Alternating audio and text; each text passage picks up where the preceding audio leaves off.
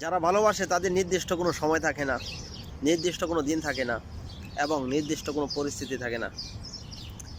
তারা সব সময় ভালোবাসে। যারা সৎ চরিত্রবান, যারা ধার্মিক, যারা দায়িত্ববান, তারা সবসময় তার প্রিয়তম স্ত্রীকে ভালোবাসে, তার মা বাবাকে ভালোবাসে, তার ভাই বোনকে ভালোবাসে, তার পাড়া প্রতিবেশীকে ভালোবাসে, সে তার সৃষ্টিকর্তাকে ভালোবাসে।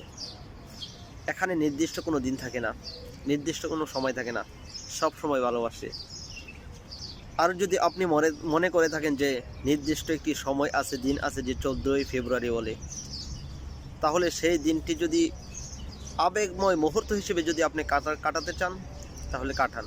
সেটি আপনার প্রিয়তম স্ত্রীর সাথে, সেটি আপনার মা বাবার সাথে, আপনার প্রিয় ভাই বোনের সাথে এবং আপনার সৃষ্টিকর্তার সাথে।